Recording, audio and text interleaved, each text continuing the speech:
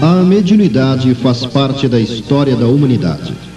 Consultando, por exemplo, a Bíblia, o mais antigo documento conhecido na civilização ocidental, verificaremos que desde a recepção por Moisés dos 10 mandamentos até os relatos proféticos de São João em O Apocalipse, as informações contidas nessas obras são ricas em descrições sobre fenômenos mediúnicos. Revendo a história de outros povos que tiveram hegemonia sobre os demais no curso dos séculos seguintes, como os pertencentes à Caldeia, à Grécia ou ao Império Romano, verificaremos neles a existência dos oráculos, seus magos ou pitonisas, os quais serviam para a invocação e manifestação de espíritos desencarnados ou deuses, segundo sua compreensão.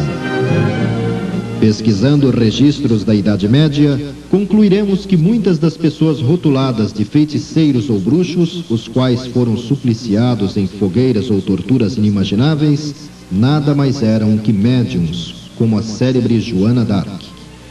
O assunto, enfim, por ser inacessível ao entendimento da maioria, sempre foi envolto em mistério e medo. No século passado, porém, passou a ganhar novos contornos. Em Hydesville, Nova York, 2 meninas, após sua família ser atormentada durante semanas por ruídos insólitos, sem que se lhe pudesse determinar a origem, desafiaram a causa daqueles efeitos, caso fosse algo inteligente, a lhes responder determinadas perguntas. Com a manifestação das respostas através de um código improvisado, começava a nascer o processo de comunicação entre os 2 mundos.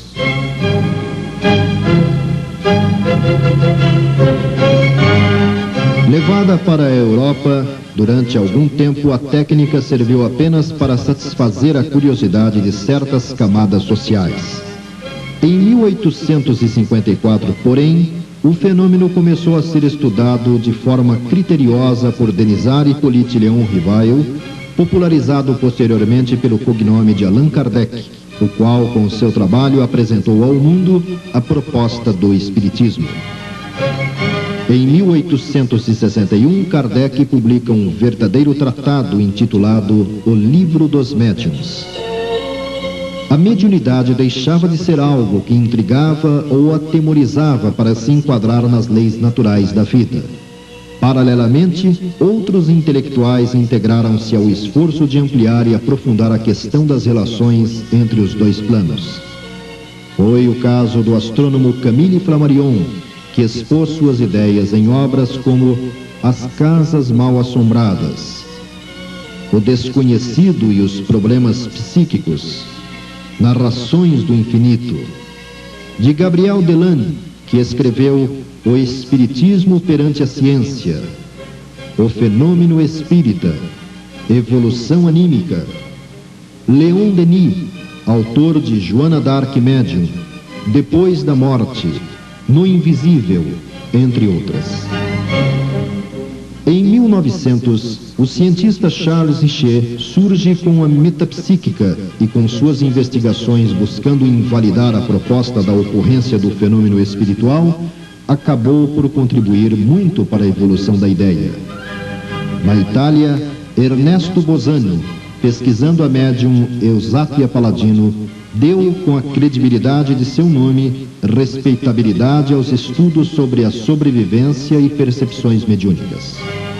Médiuns extraordinários, direto ou indiretamente, contribuíram para a expansão e confirmação das propostas kardecianas, como Daniel Douglas Hume, Staton Moses, Carlos Mirabelli, Madame d'Espérance. No Brasil, em 1932, é publicado O Parnaso de Além Túmulo, reunindo páginas recebidas por Francisco Cândido Xavier, de instrução primária, e assinados por literatos famosos cujos estilos foram identificados por analistas como Agripino Grieco, Monteiro Lobato, Menotti Del Picchia. Na década de 40, o médico psiquiatra Inácio Ferreira, baseado em pesquisas com a médium Maria Modesto Cravo, realizadas no Sanatório Espírita de Uberaba, propõe uma nova terapia a ser considerada pelos estudiosos da saúde mental e descrita no livro Novos Rumos à Medicina, uma reflexão e revisão das teorias vigentes. Estes, entre outros fatos históricos, conduzem-nos à concordância com alguns pontos da proposta kardeciana a respeito da mediunidade. Primeiro, todas as criaturas humanas são mais ou menos médiums. Segundo, a mediunidade se revela naturalmente ou por indução de forma mais pronunciada em algumas pessoas, provavelmente por trazerem seu exercício programado no plano a ser cumprido por elas na vida física. Terceiro, mediunidade é força neutra, podendo tanto ser aplicada para o bem como para o mal. Quarto, mediunidade voltada para o bem está intimamente ligada à condição moral do médium, que precisa conviver socialmente de uma forma ética. Quinto, mediunidade requer estudo, autoconhecimento e autocontrole constantes. Sexto, mediunidade, sendo inerente à criatura humana, não é exclusividade de nenhuma doutrina ou sistema, nem do espiritismo, ao qual cabe o mérito de tê-la definido, bem como as regras às quais ela se subordina. Todavia, se por um lado nem todas as pessoas experimentarão no plano físico a prática ostensiva da mediunidade, por outro, essa percepção as expõe a um problema definido por Kardec no Livro dos Médiuns e definido por ele como obsessão. Trata-se da perturbação mais ou menos acentuada, mantida por um ou mais espíritos desencarnados sobre um ou mais encarnados. Considerando-se que o conhecimento e o controle mental não são considerados pela maioria das criaturas humanas, bem como a condição moral deficiente em que todos nos encontramos, a predisposição para as influenciações recíprocas é evidente.